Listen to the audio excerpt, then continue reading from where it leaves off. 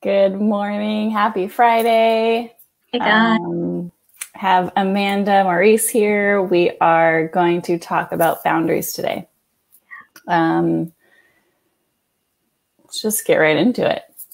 I'm looking for a way to make this my full screen. Does it matter? No, it doesn't matter. No, it doesn't matter.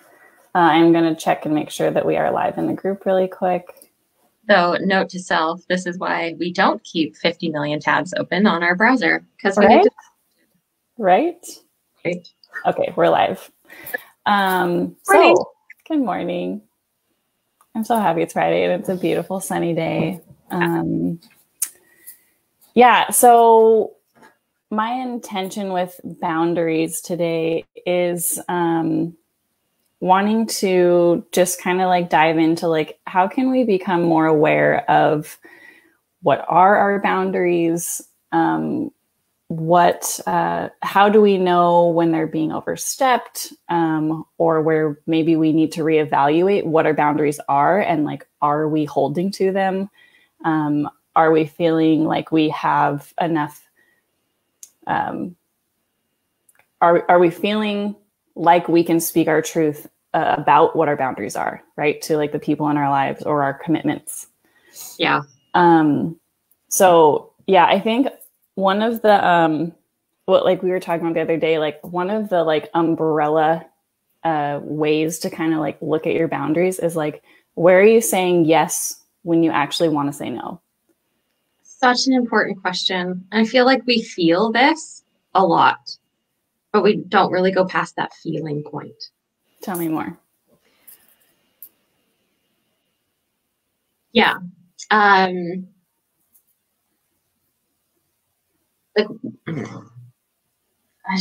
regret using the word feel all of a sudden, and I'm like railroaded. It's fine. But no, I think it's true. Even if we are people that don't necessarily lead with our feelings, let's say, or are super comfortable in our feelings, I think we do feel it when we say yes when we want to say no. I think there is a felt sense there. And whatever that is for people. Sometimes it's sadness, sometimes it's frustration or resentment. Resentment's a super common one. That's a like tip off that like there's a boundary that's being crossed here. And I think we all do it. Unfortunately. Yeah. I think, saying yes when you want to say no, whether that's someone inviting you to go do something, or if it's a work project and someone's like, hey, could you help me with this thing? And like in your mind or your heart, you're like, I don't really want to do that, but I should say yes. So you're like, the shoulds from here. Great. Yeah. The obligation, that feeling of obligation, that feeling of like needing to be available to all people at all times. Mm-hmm. Like I've been super guilty of that before, for sure. Me too. 100%. Yeah. Sure. Let's talk. And let's talk for an hour. I'm already tired, but I'm not going to tell you I'm tired. Yeah. Like what is that? Like, oh man. Well, I suppose I can only answer for me. And I mean, that one for me is like, I want to be there for the people that I care about. Mm-hmm. Even at the cost of your, like when you know you're already on that line, when you know you're already feeling tired or depleted, and you say yes out of obligation. You say yes out of, well, I should, like I care about them, so I should show up. Yeah. And I think there's something in there for me too that's, I say yes out of, like, that's my strongest muscle to say yes. And I almost like, I say yes because I don't know how to say no. Like no, like no is a complete sentence. Yeah. And like, how often do we say, like we offer all of these like excuses and reasons why it's a no? Like, well, I mean, like I would really love to, but like I have this thing or blah, blah, blah. Like, why can't it just be no? Like, Yeah. But I mean, do we talk to ourselves that way? I wonder. I'm curious, actually.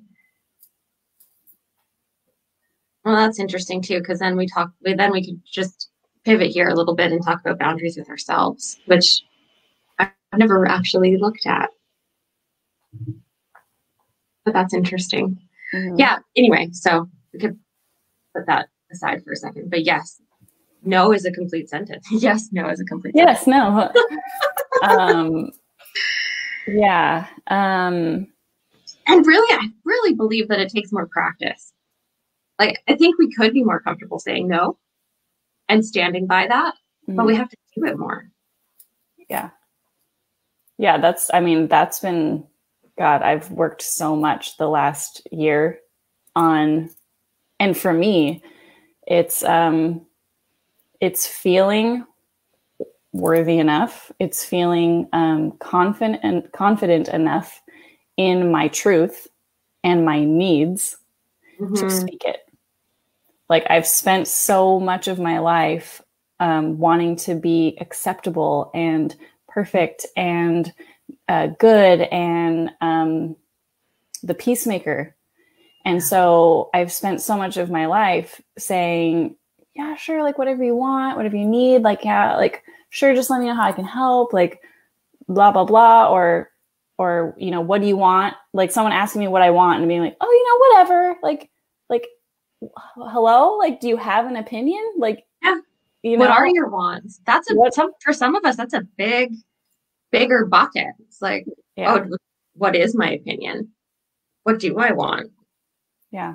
If everything else is silent and it's just me and I can have anything I want, what is it? Yeah. And then when someone asks you, what do you want, for you to actually say like, you know, what do you want to do today? Like that's something so simple, right? Like, what do you want to do today? Oh, I don't know. Whatever you want is fine. When actually like, I want to go on a walk or I want to go do some yoga or I want to rest today. Yeah. I don't want to go do that thing. Right? Like there's so much self-honoring when you actually tune into what your needs and your wants are and you speak them. And like, which is your boundaries. Like that is like, and like saying like, this is my need and putting it out there and sticking to it. And then if someone pushes back on you, like, well, but like, I really want you to do this. And then if you're like, oh, okay, you know, that's a boundary. And then how does that feel? Yeah, absolutely. Oh man, boundaries are really important. Just we've gone through like one way that they can show up, but man, they're just, I think once you start interfacing with what boundaries are and what they can do really for you in your life and with you, at least for me, I started to see that they touch everything. Mm-hmm. Yeah, 100%. It's like we were talking about the other day, we were saying like with kids, right? Like kids need boundaries. Kids need structures. They need to know what the expectations are. And then when you provide that structure, it actually creates freedom for everybody involved. And it's like, well, it's not just kids, right? No, I mean, kids are humans. Like it's like in your business, in your relationships, family, friends, like whatever. When we actually create our boundaries or our structure of what is acceptable and what's not, what our needs are, what we want, then you have freedom and it allows the people around you to feel freedom because they know what the rules are. Yeah. Right?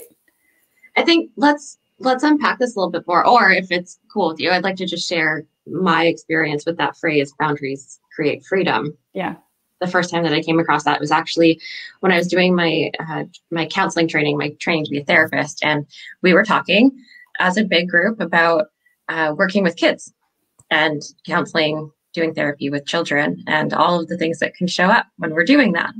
And, you know, not knowing the homes that the kids come from, and you're not you're not the parent, you're not the disciplinarian, but for that moment in time, the 30 minutes, the 50 minutes, the hour, whatever that you have that kid, you like you're the adult. You're setting the stage, you are giving the directions, you're holding the space. And so we were talking about what boundaries kids usually have. You know, we've got school, so you've got class time, you've got the desk that they sit at, you've got recess, homework, what have you. And it was inside this discussion that we all kind of came to this big, like, aha moment. We were like, oh my God, boundaries create freedom. So when you see a kid without boundaries, I feel like we've all seen this kid, right? Mm-hmm. They've never heard no. And when they do hear no, all hell breaks loose. Mm-hmm. And temper tantrums, and there's maybe destruction of self or of property, or they go a little AWOL, maybe they leave and you don't know where they are. We know those kids, we've seen those kids, maybe we've been those kids. And then when you see a kid that has an understanding of what is acceptable and what's not, what's expected of them, that's communicated to them in a way that they can understand it, you start to see more of that child. More of their personality gets to show up because they're not so concerned with what they need to do. Part of their brain isn't processing, well, how do I exist in this group? Or when do we leave? Or am I allowed to go to the bathroom? Like all of the questions that they're going to be trying to process while they're trying to pay attention are going to be handled from the boundary. Mm-hmm. And so then they get to relax into it, and you get to see more of them show up. And I really fervently believe that, yes, kids need boundaries, and that kids are just humans. And so we're still humans and we still need boundaries. No, I love that idea. Like if we just extrapolate that and say, how can we be more fully ourselves when we honor our boundaries? Yeah. Like how might that show up for you? You know, I feel like that's a great journal prompt or a good reflection piece. How can I be more fully myself? What was the end of that? Like how would honoring my boundaries help me be more fully myself? Okay. I'm just going to type that into the chat so that it's captured. Okay. How can I be more fully myself when I honor my boundaries, or if I honor when I honor my boundaries. Yeah. So for me, like, I'm going to spell honor the American way just for you.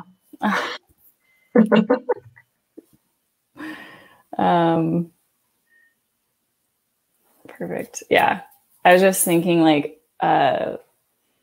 talk about some boundaries that we've been working on personally, right? Like as an example, like, so for me, a couple months ago, so like I have my full-time job. I'm working on building my coaching hours for my certification. I'm in leadership, CTI leadership right now, which I have like, you know, group calls and assignments and books we're reading, like so much on my plate, like, and all amazing stuff. But so I have like an online scheduler where people can schedule their coaching calls with me. And I basically had like at one point I had like 6:30 in the morning until like 8 o'clock at night open for anyone to book a call. Right. And please be nice to my friend Savannah. Yeah.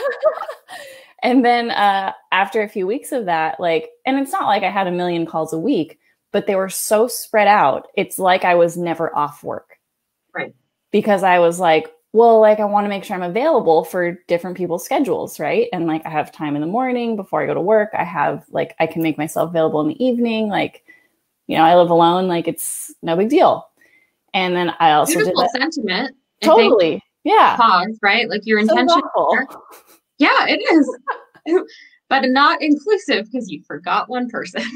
Yeah, 100%. And so like I was available on the weekends. Like I had all this availability, and I would get people would schedule calls. And then I started feeling like, holy shit, like I am totally like a victim to my schedule. Like I am at the mercy, that's the word I actually wanted. I'm at the mercy of anyone to schedule any call.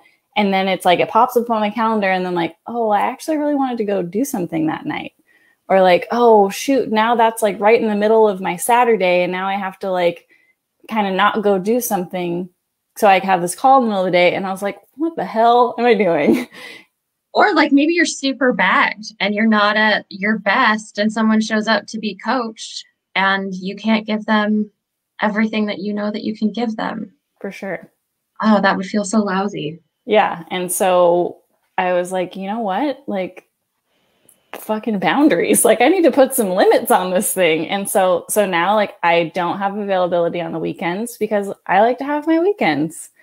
And then I have it's like 8:30 till 4:00. It's like a normal kind of work day is my availability Monday through Friday now.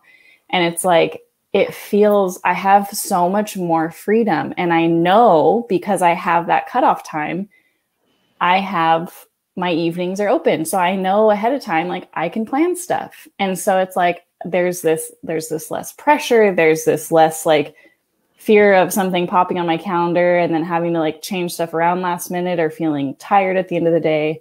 And like that has created so much freedom for me. Oh, good. And like no one's complained. No one's like, and if I need to make an exception, I'll make an exception. But it's just that's on your terms, not on somebody else's terms. Exactly. And it's so crazy to think like I need to be available at all times to all people and neglect my own time for myself, I mean, that could be a whole other talk in and of itself. Mm-hmm. How we get to that point where that is our firm belief that we need to be available at all times for all people. Yeah. Man, I have 2 boundary examples. Neither one of them are about coaching, which I'm kind of pumped about. They're like real life. Okay, so I'll do this one first. I think they're both important though. So this one is more on the terms of, I'm sorry. Were you finished? Yep. Yeah. Okay. It's like, you're so selfish, Amanda. I really all about you. Maybe I just totally cut you off. Like, yeah, okay, you're done speaking. No, you're good. Sorry. And thank you. I love you too. So, okay. 5 years ago or so, I was I was in the middle of a big transition in my life. I was moving out of Vancouver. I was moving overseas. So I was like, my job was ending. I gave up my apartment. My life went into an apartment to 3 suitcases. So it was a mix of donating stuff, giving stuff to friends, and just getting rid. I sold my car. Like I was leaving everything. And it was a lot. And it was my choice. And something that I wanted to do. But with that choice came a lot more on my to-do list and a lot of feelings. Collapsing your entire apartment and changing your life up is going to bring stuff up. You're choosing to move away from friends and family. And that's sad, but it's also exciting. And so it was just this whole cacophony of things. And I couldn't handle the the expectation that we seem to have, this unwritten expectation that we have in society that you're always available on your phone. Mm. Right? If somebody texts you, you should text them back. Or God forbid the read receipt is on and they know that you've read it. And if you haven't replied right away, you carry that weight around with you the rest of the day. Like they know I read it, I need to reply. And so a boundary that I put up for myself was that I took all notifications off my phone except for phone calls. Nobody talks on the phone a lot anymore. So I knew that was going to be low. And it wasn't that I didn't want to communicate with my friends or I didn't want to be part of the plans that were happening. I just needed to not have that constant like ding, ding, ding, ding, ding, ding. Poking on at you. Phone. Yeah. Or seeing, the red number show up. And so I sent out a message to the people that are on at that point that I was in daily contact with. And I was like, hey, I'm a bit overwhelmed. This is something I'm doing for myself. feel free, send me a message if you want, or, reach out on social, whatever. I'll get it when I get it, and I will respond when I get it. But they won't push to my phone. So if you really need to talk to me, call me. And I feel really good about that. My phone went quiet almost instantly, and it was on my terms when I checked my text messages. And then when I went in to check them, that I had enough energy to interface with whatever request was happening, or, emotion happened to be there. Yeah. It didn't go super well with my friends, I'll be honest. And so that really challenged me that like, I have to be there all the time for people, and I must be the peacemaker, and I must be the people pleaser. I don't want anybody upset because of me on my watch, all of this stuff. But it also made me frustrated. It was one of the first times that I'd ever set a boundary. And then when it was crossed, I got frustrated and felt like the people who care about me aren't listening to me. So it was a really good experiment. I liked that I found a solution to take care of myself. And I liked that I stayed in my solution long enough to see that it was working for me, and that there was that frustration. I'm glad that I saw that frustration and felt that frustration, because it just reinforced for me that I was doing the right thing for myself. Yeah. And like, what was that like when they pushed back on you?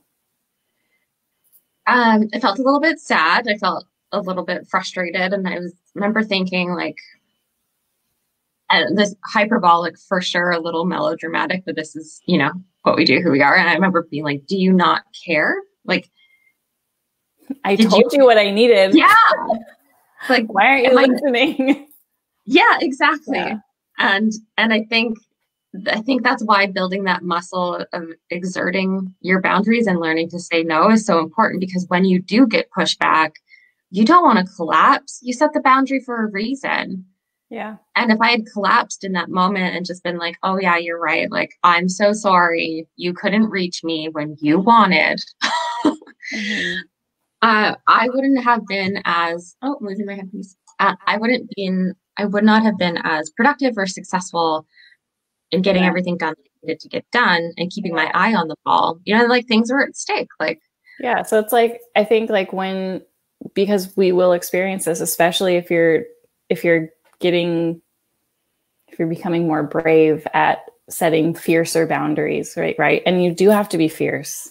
Yeah. Like this protection, like it's protection of your energy, your time, as we're practicing that muscle of setting boundaries and holding them fiercely. When people push back, like, who do you need to be to hold that fierce boundary? How do you need to show up in order to hold that boundary and honoring yourself? So important. Yeah.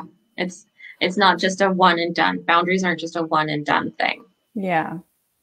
Actually, this is good. That one and done thing. This brings me to the next share, basically the next boundary example that I think is useful. And it's with my family.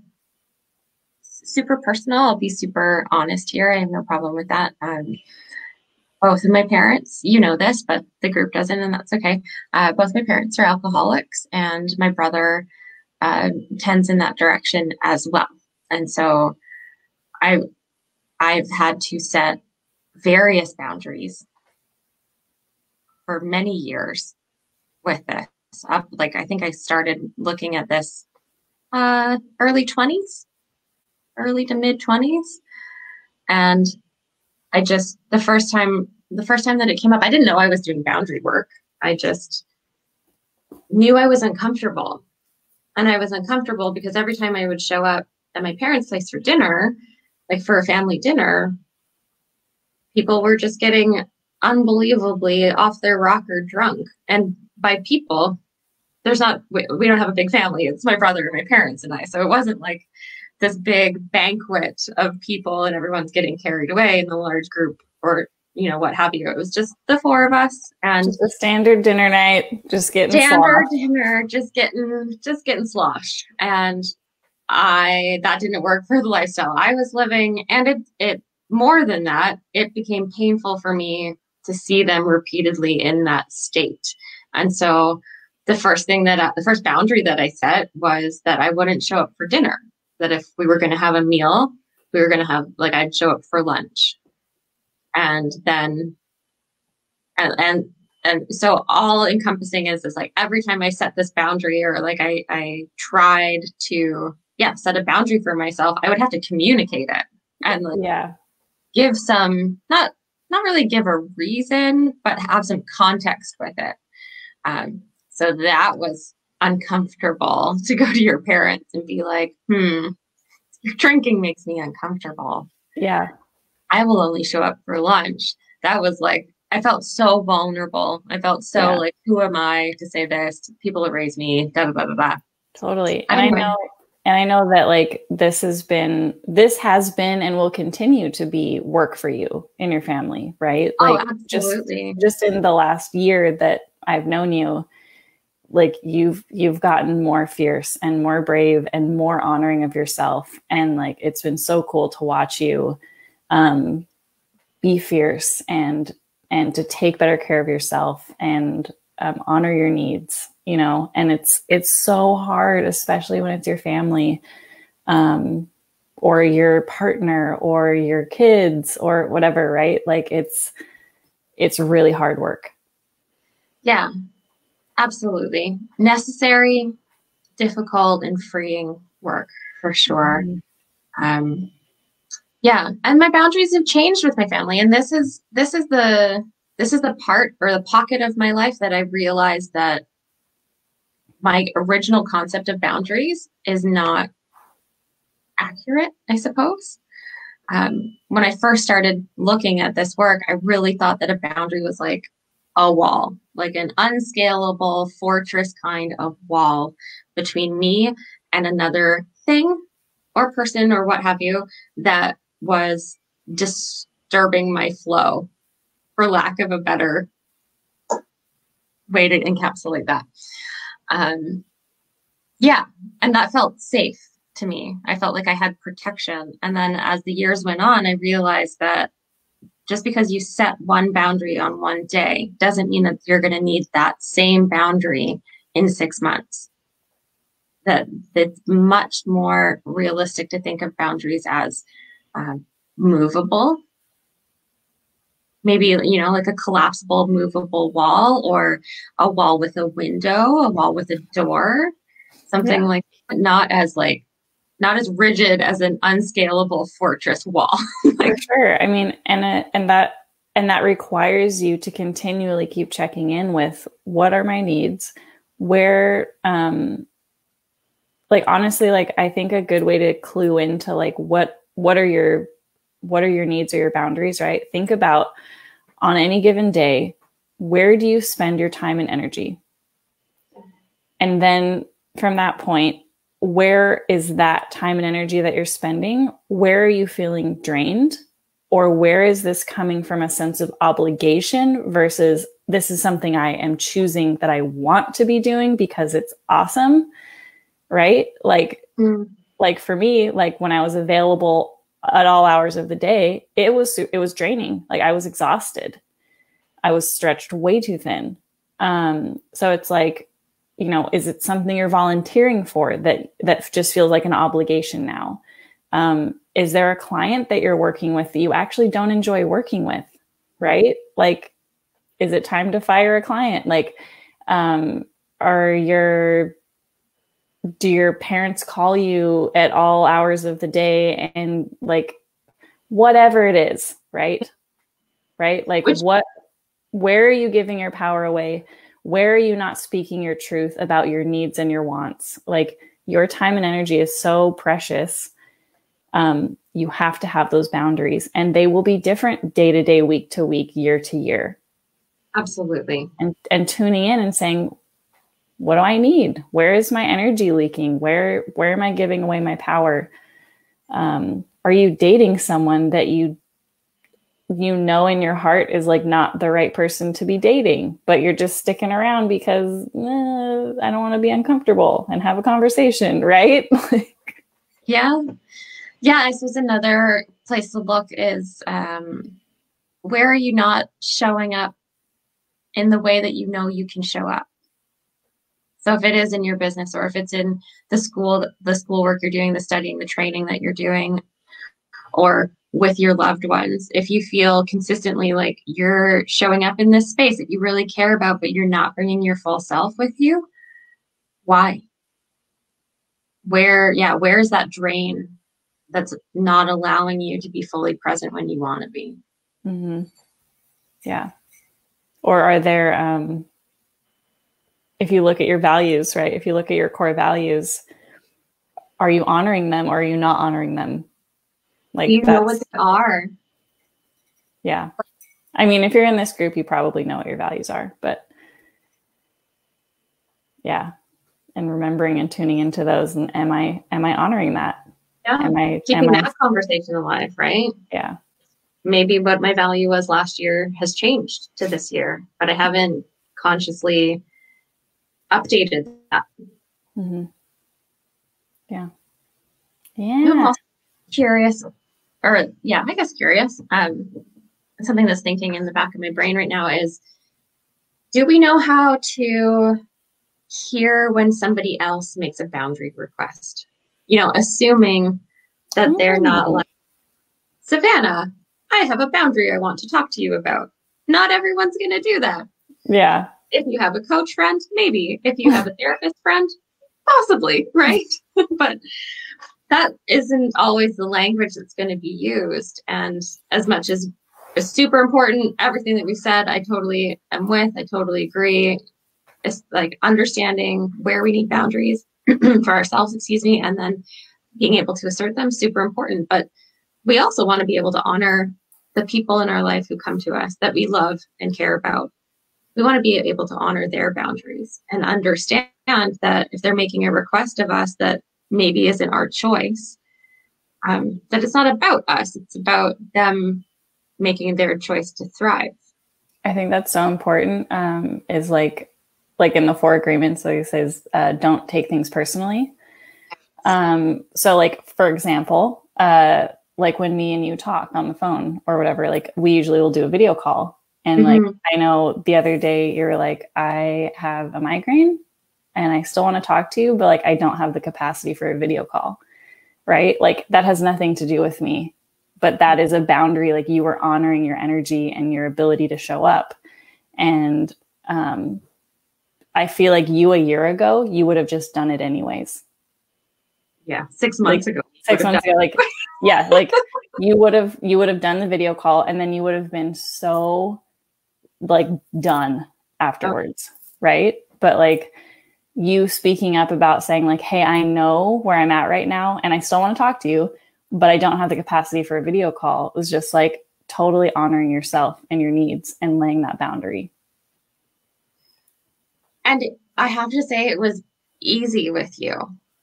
And that's a testament to the relationship that we've built. For sure. And I think that's kind of cool.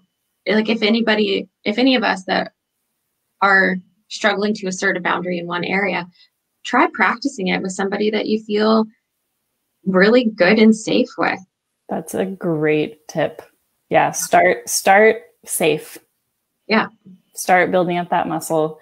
And then it really does get easier. Like I can't believe the progress I've made in the last year, like from a year ago when I got divorced.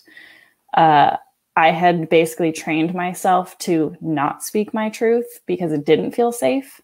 Like it didn't feel okay to have boundaries because I would get crazy amounts of pushback. So it was easier for me to just not have boundaries. Or when you're made wrong, right? Yeah.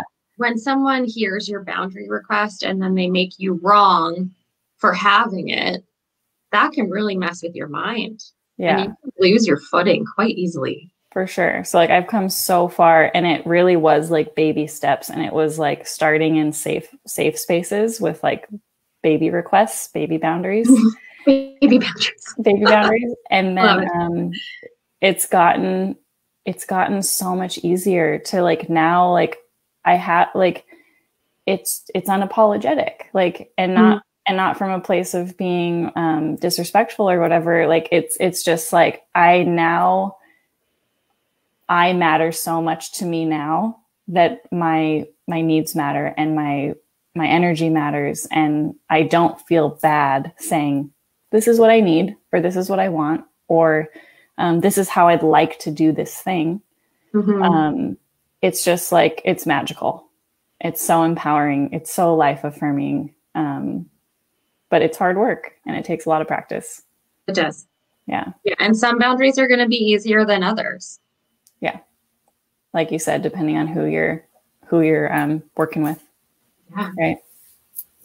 This feels like a good place to wrap up, I feel like. I want to share one more thing. Okay, go for it. I came up across this when I started doing more deeper boundary work with a counselor around my family stuff, because, addiction and in families, well, addiction anyway, it's a beast. It's a beast, and we need help with that. And, where was I going? Right. This is where I was going. I believed before I was working with my counselor that you had to communicate your boundary to the other person, and that you had to have their buy-in for it to be effective. I firmly believe that. And it took me a few weeks talking with her, because I was so worried. I was so locked that I was going to go to my parents and assert my new boundary and then have to explain all the reasons why. And if they didn't buy in or they didn't agree that what I was doing was right, then I wouldn't be able to have my boundary. And if I couldn't have my boundary, I couldn't have my safety, and I couldn't have my rest, and I couldn't have my thriviness. I'm killing the words today. It's great. It's Friday. It doesn't matter.